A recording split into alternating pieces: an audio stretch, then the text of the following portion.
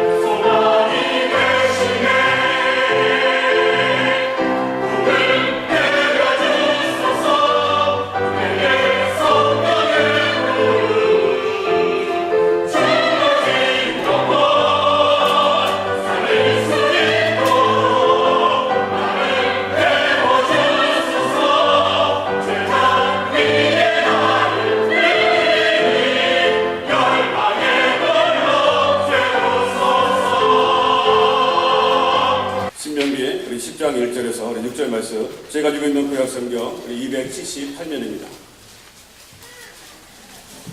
오늘 이 아침 우리에게 주시는 계시의 말씀으로 받으시기 바랍니다.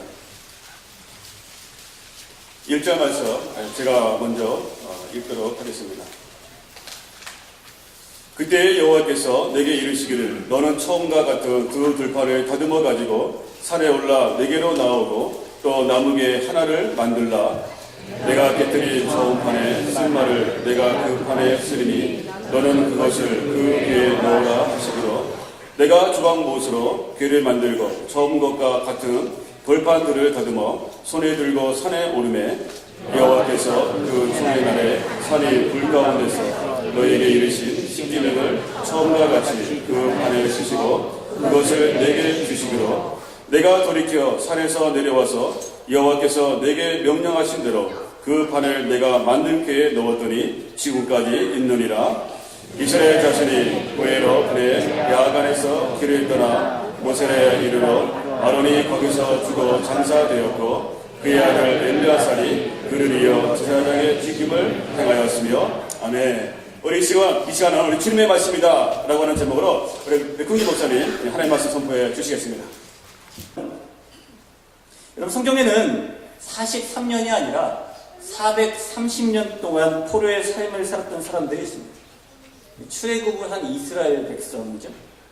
출애굽한 이스라엘 백성들이 애굽을 나와서 가나안 땅으로 들어가는 이유가 뭘까요? 그들이 애굽을 나와서 가나안 땅으로 들어가는 이유는 동일합니다. 그곳에 생명이 있기 때문입니다. 하나님의 백성으로 살아갈 수 있는 생명이 그곳에 있기 때문에 그들은 그 땅을 향해 가고 있습니다. 하나님의 백성으로 그들이 살아남을 수 있는 길, 살아남을 수 있는 유일한 길이 가나안 땅에 들어가는 것이기 때문에 그들은 험난한 여정을 통하고 겪으면서 그곳을 향하고 있습니다. 우리가 하나님의 자녀로서 이 땅을 살아가는데 살아남을 수 있는 길이 뭘까요? 사는 게 아니야 라는 말씀 한 번쯤 해보시고 한 번쯤 들어보십시오. 우리가 숨을 쉰다고 다 사는 게 아닌 것처럼 우리가 하나님의 백성으로 살기 위한, 살아남기 위한 길은 뭘까요? 우리를 새 땅으로 인도하시는 그 하나님의 요구를 듣는 겁니다. 하나님의 이 요구는 우리가 살아도 사는 것이 아닌 모습이 아니라 정말 예수님 안에서 살게 하기 위한 하나님의 요구입니다.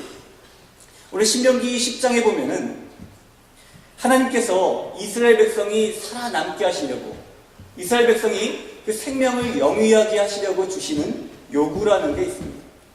여러분 잘 아시다시피 신명기는 모세가 이스라엘 백성에게 한 설교의 내용입니다. 그거 어디서 했냐면요, 가나안 땅을 저 멀리 바라보이는 요단강의 동편 모압 평지에서 이스라엘 백성들을 모아놓고 이 설교를 하기 시작합니다. 이제 조금 있으면 요단강을 건너고 가나안 땅에 들어가게 됩니다. 목적지에 들어가게 됩니다. 그 전에 그들을 모아놓고 하는 설교가 하나님께서 너희들에게 요구하는 것이 있다라는 겁니다. 하나님께서 요구하시는 것을 들어야 저 땅에 들어가서 살 수 있다는 겁니다. 단지 들어가는 것이 목적이 아니라 들어가서 살려면, 살 길을 찾으려면 그것을 들어야 된다는 거죠. 신명기 10장에 특별히 나와 있는 것들은요, 하나님을 경외해라, 도를 행하라, 사랑하고 섬겨라, 명령을 지켜라, 이런 내용들입니다. 그런 내용들이 쭉 나와 있습니다. 그런 모든 요구들을 종합을 하면 우리가 읽지 아니한 16절 말씀에 종합의 말씀이 나옵니다. 하나님의 요구는 신명기 10장 16절에 보면은 마음의 할례를 행하라는 겁니다. 가나안 땅에 들어가기 위해서는 그 마음 가운데 할례를 행해야만 그 가운데서 살 길이 열린다는 겁니다. 사실 하나님의 요구는요, 이스라엘 백성에게 처음 되어진 것이 아닙니다. 생판 처음 하나님께서 그들에게 야 너희 마음의 할례를 행해라 라고 생뚱맞게 하신 것은 아니라는 겁니다. 하나님의 요구하신 것이라는 이 단어가 우리가 보면 아이테타이라는 말로 쓰여져 있는데요, 이런 건 이런 뜻을 담고 있어요. 내가 너에게 계속 요구한 게 뭐냐? 내가 너에게 끊임없이 말해야 한 게 뭐냐? 마음의 할례를 행하라는 거 아니냐? 라는 뜻입니다. 그러니까 하나님은 끊임없이 이스라엘 백성에게 그들의 40년의 광야 생활을 통하여서 끊임없이 이것을 요구해 왔다는 겁니다. 그리고 이제 저기 결승점이 보이는 눈앞에서 다시 한번 마음의 할례를 받으라고 말씀을 하십니다. 주님이 말씀하시는 겁니다. 마음의 할례는 이스라엘 백성이 가나안 땅에서 살아남게 하시려고 주신 하나님의 요구입니다. 마음의 할례는 우리가 예수님 안에서 풍성한 삶을 살게 하시려는 그런 목적을 가지고 주시는 하나님의 요구입니다. 할례라는 게 뭘까요? 우리 기원전 5세기에 사학자가 한 명 있었는데 그 사람이 참 유명한 사람입니다. 헤로도토스라는 사람인데요, 이 사람이 쓴 역사라는 책에 보면은 당시에 그 할례라는 것이 어떻게 행해지고 있었는지에 대한 기록이 있습니다. 당시 고대 근동 국가에서 할례를 행했던 기록이 있는데요, 이런 기록이 있어요. 다른 나라 사람들과 달리 이집트인은 할례를 한다. 전 세계에서 콜키스인과 이집트인과 에디오피아인만이 예로부터 할례를 행하고 있다라는 기록이 있습니다. 이집트인은 애국을 말하는 거죠. 콜키스인은 가나안에서 북쪽으로 한참 올라가면 있는 흑해 동편에 있는 그 땅을 말하는 겁니다. 에디오피아는 에디오피아. 이 땅에 있는 사람들이 예로부터 할례를 행했다는 겁니다.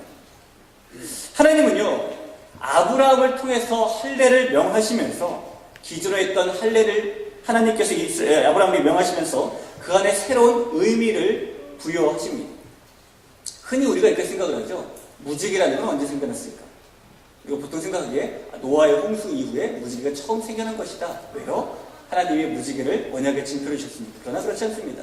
무지개는 태초부터 있었습니다. 창세 때부터 있었습니다. 다만 있었던 무지개에 하나님의 홍수 이후에 의미를 부여하신 거죠.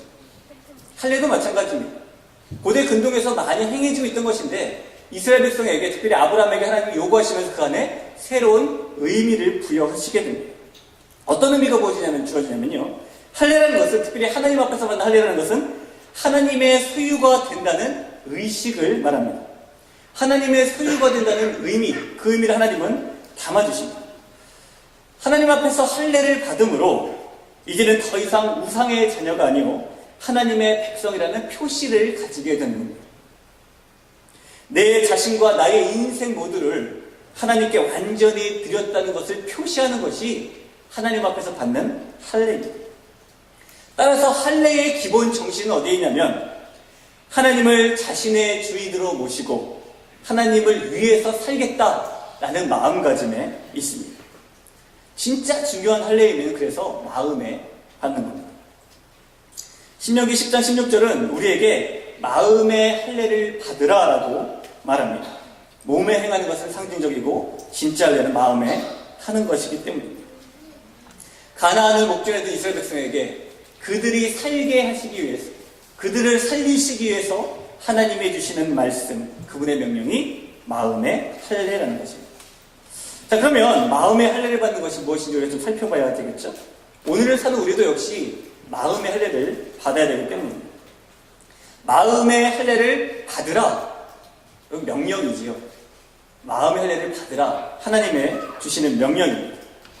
그럼 보통 구약 성경은 히브리어와 아람어라는 언어로 쓰여져 있습니다.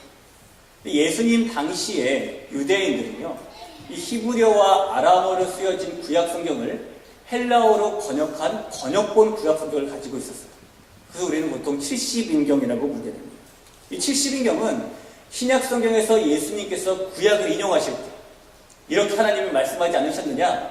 예를 들어서 사람이 떡으로만 살 것이 아니요 블라블라 이런 말씀 인용하실 때는 70인경에 있는 말씀을 인용을 하셨습니다. 이 70인경에 의하면은 오늘 신명기 10장에 나오는, 특별히 16절에 나오는 이 말씀 가운데에 할례를 받으라라는 단어가 어떻게 표현되냐면은 페리테메이스테라고 되어 있습니다. 무슨 말인지 모르시겠죠? 보통 우리가 누군가의 명령을 할 때요, 이렇게 해라라고 말합니다. 그렇죠? 이렇게 해라. 성경 원어에도 명령을 하는 방법이 있어요. 그런데 보통 이렇게 해라라는 명령의 방법이 아니라 오늘 이 16절에 사용된 페리테메이스테라는 형태는요, 이 명령 형태가 아니라 미래에 이럴 것이다라는 걸 보여주는 형태입니다. 그러니까 단순히 미래의 동사예요. 그대로 우리가 직역하면 어떤 뜻이 되냐면 너희는 할례를 받게 될 것이다, 이런 뜻을 가지고 있습니다. 마일드하죠. 굉장히 젠틀하죠. 너희는 마음의 할례를 받게 될 것이다. 그러나 여러분, 구약의 말씀은 정말 강한 명령을 할 때, 일반적인 명령이 아니라 정말 강한 명령을 할 때 단순한 명령의 동사를 사용하지 않고 그 동사의 미래의 시제를 사용합니다. 오늘이 페리테메이스테죠. 너희는 할례를 받게 될 것이다 라고 번역이 되지만 하나님의 의미는 뭐냐면 정말 강하게 명령하는 겁니다. 너희는 반드시 마음의 할례를 받아. 너희는 꼭 마음의 할례를 받아야 된다 라고 하나님께서 지금 말씀하시고 있는 겁니다. 느낌은 참 마일드하지만, 느낌은 참 젠틀하지만 실제로는 전혀 마일드한 명령이 아니고요, 실제로는 전혀 젠틀한 명령이 아니라 하나님의 그 마음이 완전히 담겨져 있는 강한 명령이라는 것입니다. 본문의 할례를 받으라는 게 그런 명령. 이것은 마음의 할례를 받아도 되고 안 받아도 되고 10년 있다 받고 5년 있다 받고 이렇게 선택할 수 있는 것이 아니라 반드시 받아야만 하는 것입니다. 특별히 가나안을 눈앞에 두고 하나님께서 이렇게 이스라엘 백성에게 강하게 너희는 반드시 마음의 할례를 받아야 한다, 마음의 할례를 받아라라고 말씀하시는 건 뭘까요? 그 마음의 할례의 유무가 가나안 땅에 들어가서 그들의 생명과 직결되어 있기 때문입니다. 신명기 30장 6절에 이런 말씀이 있습니다. 내 하나님 여호와께서 내 마음과 내 자손의 마음의 할례를 베푸사 너로 마음을 다하며 신품을 다하며 내 하나님 여호와를 사랑하게 하사 너로 생명을 얻게 하실 것이며. 다시 한번 읽어볼까요? 내 자손의 마음의 할례를 베푸사 생명을 얻게 하실 것이며 라고 이렇게 되어 있습니다. 마음의 할례를 받아야만 가나안 땅에 들어가서 살 수가 있다는 겁니다. 따라서 우리도 마찬가지로 오늘을 사는 우리도 마음의 할례를 받아야 합니다. 그래야만, 반드시 받아야만 우리가 살 수 있기 때문인 것이죠. 여러분 혹시 인생의 가나안을 목표에 두고 계십니까? 인생을 사시면서 하나님의 약속이 성취되기를 기대하고 계십니까? 그렇다면은 그 전에, 약속의 성취 이전에, 가나안에 들어가기 전에 저와 여러분은 하나님의 명령대로 반드시 마음의 할례를 받아야 합니다. 이 마음의 할례를 통해서 하나님 앞에 깨끗하고 성결한 사람들로 세워져야 한다는 것입니다. 자, 구체적으로 마음의 할례를 어떻게 행할까요? 이 마음을, 보이지도 않는 마음을, 재지도 못하는 마음을 어떻게 잘라낸다는 것입니다. 보통 마음이 어디에 있는가 사람들은 잘 모르죠. 잘 모릅니다. 마음이 무게가 있는가? 이런 마음의 무게를 재는 방법 아세요? 우리의 마음의 무게를 재는 방법. 있대요. 어떻게 재냐면요. 이제 소천하시는 분이 계시잖아요. 정말 이제 임종입을 들고 몸무게를 한번 재는 거랍니다. 그리고 소천하자마자 몸무게 다시 한번 재는 거예요. A에서 B를 빼면 그게 마음의 무게라고 말하는 사람들이 있어요. 그러나 여러분, 마음이 어디 있는지도 모르고 또 마음의 크기가 어떤지도 모르고 우리 잘 몰라요. 그런데 하나님은 그 마음에 할례를 행하라고, 잘라내라고 말을 합니다. 어떻게 하는 걸까요? 두 가지 방법이 있습니다. 하나는 할례를 행할 때 일어나는 일 중에 하나가 피가 흘려진다는 겁니다. 사람의 몸의 일부를 잘라내는 것이기 때문에 반드시 피가 흘려지게 되어 있습니다. 피가 흘려진다는 것은 구약적인 개념에서 보면은요, 생명을 흘린다는 겁니다. 생명을 흘린다는 겁니다. 따라서 할례를 받는다는 것은, 특별히 마음의 할례를 받는다는 것은 생명을 흘린다는 뜻을 가지고 있습니다. 내가 하나님 앞에서 죽었습니다 라는 걸 표시하는 게 곧 마음의 할례가 되겠죠.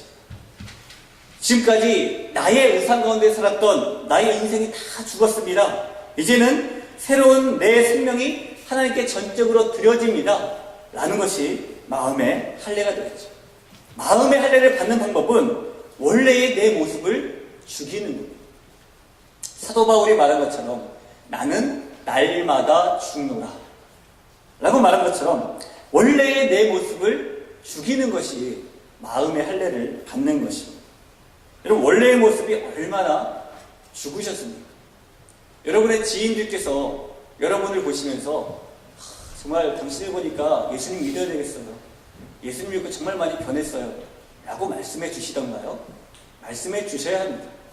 특별히 여러분의 가장 가까이 있는 가족이, 여러분의 가장 가까이 있는 아내가, 남편이, 여러분의 자녀가 당신을 보니, 아빠를 보니, 엄마를 보니 나도 예수님 잘 믿어야 되겠어요 라고 말하던가요?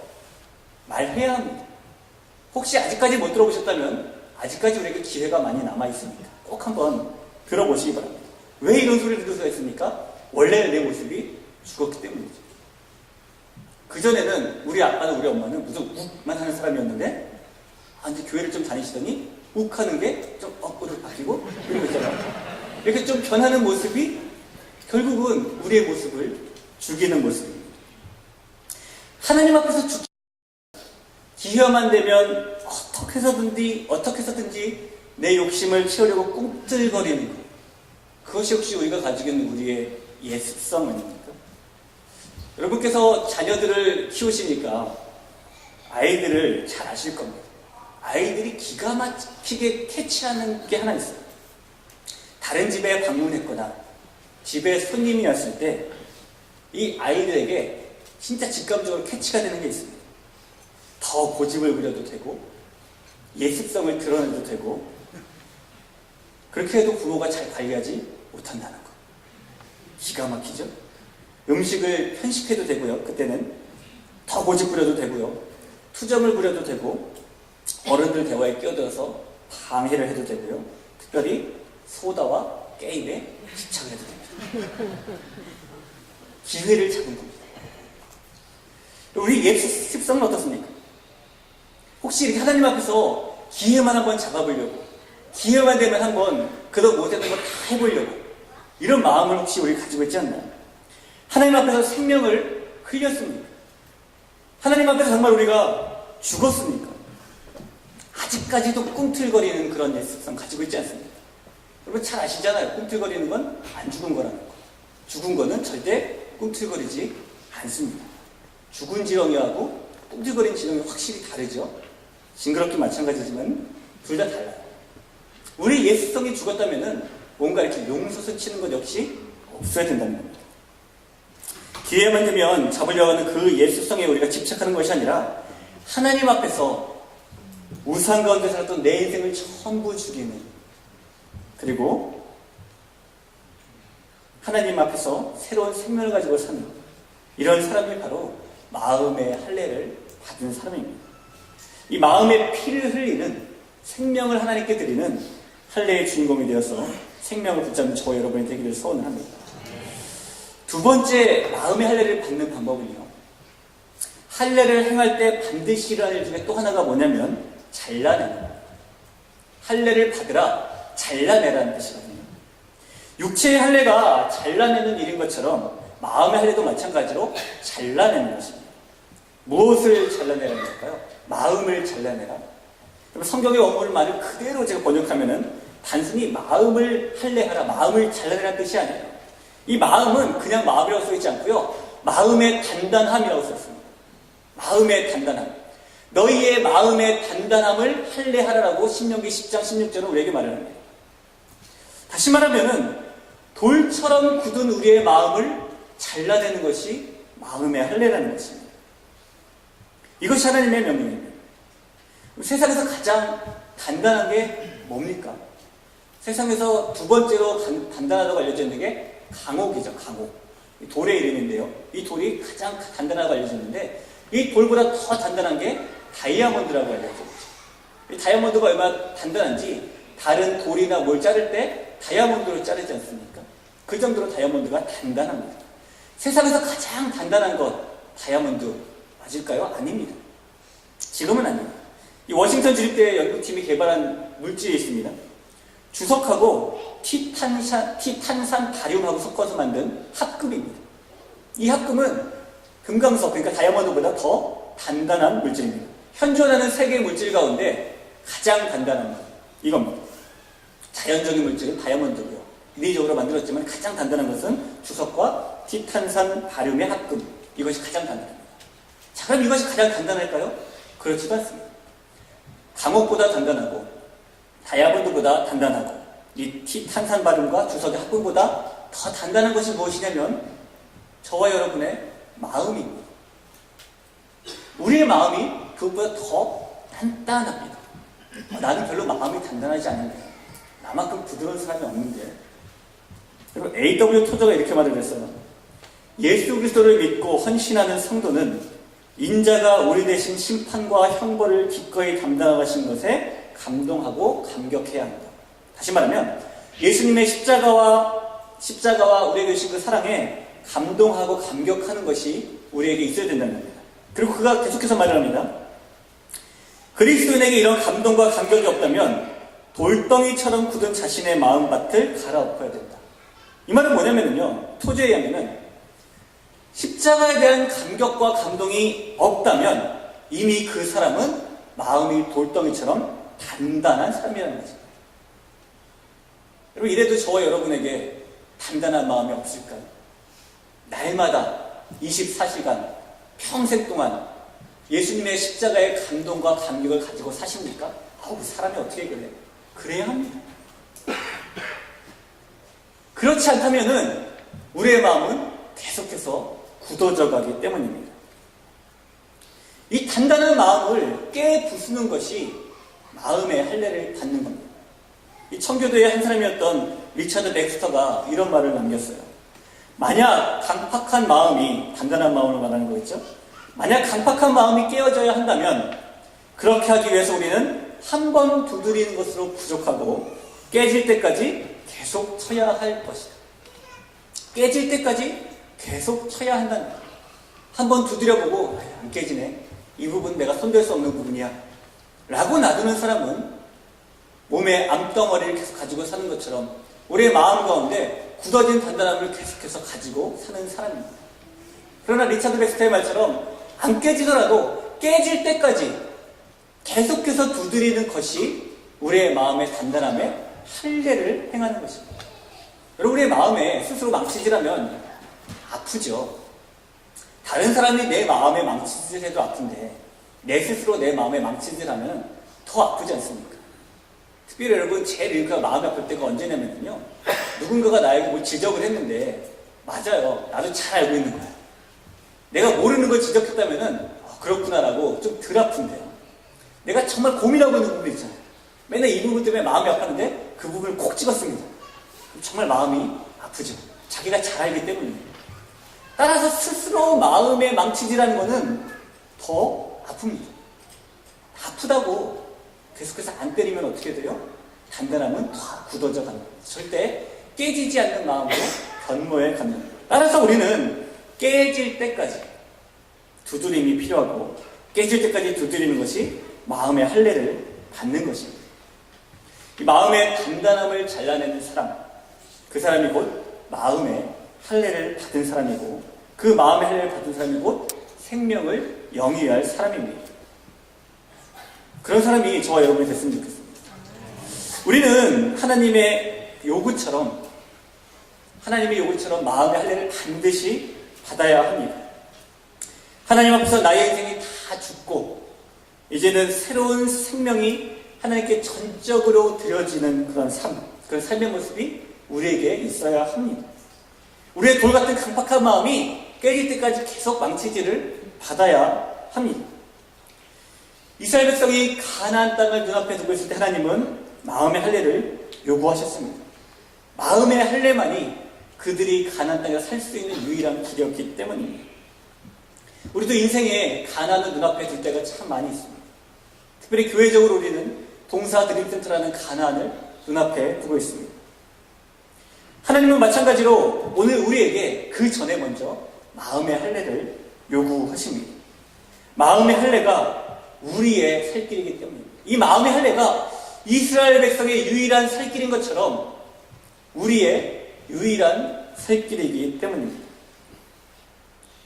재작년에 제가 처음으로 저희 교회에 있는 인도 단기성팀과 인도를 가게 됐습니다. 주일이 됐어요. 어느 교회에 방문했는데 이 교회가 그냥 집이었습니다. 교인들이 모여서 예배를 드리는데 교회당이 없어가지고 집에 지붕에 모여서 예배를 드립니다. 이 지붕에 모여서 예배 드리니까 햇빛도 많이 이렇게 쬐게 참 더웠는데 거기 이제 인도인 목사님께서 설교를 한번 하셨습니다. 이 말씀을 학교에 서 있는 그 말씀을 가지고 전하셨는데요. 못 알아듣죠. 전혀 못 알아들으니까 끝난 다음에 이제 선교사님께 물어봤어요. 이제 이분들이 지붕에서 예배를 드리고 지붕도 이제 막 벽돌도 이렇게 깔끔한 지붕이 아니라요. 집담한 것 같은 그런데 지붕에서 예배를 드리고 말씀이 학계 서고 그럼 대강 이제 교회 생활 좀 한 사람들은 저게 무슨 말씀이겠구나 라는 게 대강 알아지잖아요. 교회를 진짜 뭐 이런 말씀이 있다라고 이제 여러분 안 와주세요? 다시 설명해 드릴게요. 지붕이 참 허름하고요. 내부가 아니라 지붕에 모여서 예배를 드려요. 그리고 본문이 학계서예요. 그럼 무슨 설교일까요? 교회를 진짜 이런 거예요. 그런 거예요. 여쭤봤죠. 교회를 진짜는 그런 설교인가요? 여쭤봤더니 이 선교사님이 해준 말씀 뭐였냐면요. 교회를 지키긴 지어야 되는데 저 목사님의 설교 말씀이 뭐냐면 마음의 성전을 진짜라고 설교를 했대요. 마음의 성전을 진짜. 여러분 우리도 동사 드림센터를 앞에 두고 있습니다. 어디에다가 성전을 지어야 됩니까? 우리의 마음에 먼저 성전을 지어야 됩니다. 그것이 마음의 할례를 받는 것입니다. 이 일에 전적으로 하나님이 도우십니다. 에스겔서 11장 19절에 있는 말씀이에요. 내가 그들에게 한 마음을 주고 그 속에 새 영을 주며 그 몸에서 돌 같은 마음을 제거하고 살처럼 부드러운 마음을 주겠다라고 말씀하십니다. 하나님께서 새 영을 주어서 우리의 돌 같은 마음을 제거하시겠다고 말씀하십니다. 아무리 쳐도 안 깨지던가요? 새 영의 힘으로 안 했기 때문입니다. 아무리 해도 내 예수성이 안 죽던가요? 내가 죽이려고 했기 때문입니다. 하나님이 도우실 수 있습니다. 로마서 2장 28절 29절도 우리에게 동일한 말씀을 합니다. 무릇 표면적 유대인이 아니요 표면적 육신의 할례가 아니니라 오직 이면적 유대인이며 할례는 마음에 할지니 영에 있고 율법 조문에 있지 아니한 것이라. 할례는 마음에 할지니 영에 있고 율법 조문에 있지 않다. 마음에 성령으로 할례를 받으라는 것입니다. 얼마 전에 소천하신 김선춘 경이 한 말씀과 비슷한 말씀이 있어요. 죄악에 빠진 인간을 회개시키고 돌같이 굳은 마음을 살같이 부드러운 마음으로 바꿀 수 있는 것은 물리적인 힘이나 기적이 아닙니다. 오직 하나님의 사랑뿐입니다. 하나님의 사랑만이 인간과 세상을 변화시킬 수 있습니다. 라고 말을 했어요. 하나님만이 친히 우리의 마음에 할례를 행하실 수가 있습니다. 그 하나님이 우리로 하여금 하나님 앞에 내가 주인된 모든 것을 죽게 만드실 겁니다. 그 하나님이 우리로 하여금 돌같이 단단하고 강팍하고 악한 마음이 깨지게 하실 겁니다. 그럴 때 우리 눈앞에 보이는 우리 인생의 가나안 땅, 우리가 가지고 있는 약속의 성취, 우리 교회가 꿈꾸는 오병의 꿈이 이루어질 것이 그것이 우리에게 기적으로 불리게 될 것입니다. 이것이 주님의 말씀입니다. 이제는 우리 주 예수 그리스도의 은혜와 하나님 아버지의 그 크신 사랑과 성령 하나님의 위로 충만 역사하시니 오늘 이 자리에 마음의 할례로 거듭나고 세상을 향하여 나아가는 산에 속한 모든 성도님들과 자녀들과 생업과 비즈니스 위에 그리고 앞으로 변해될 동부 지역 위에 이제부터 영원토록 함께 하시는 하나님의 신실하신 축복이 온전히 임하게 주님의 이름으로 간절히 축원하옵나이다.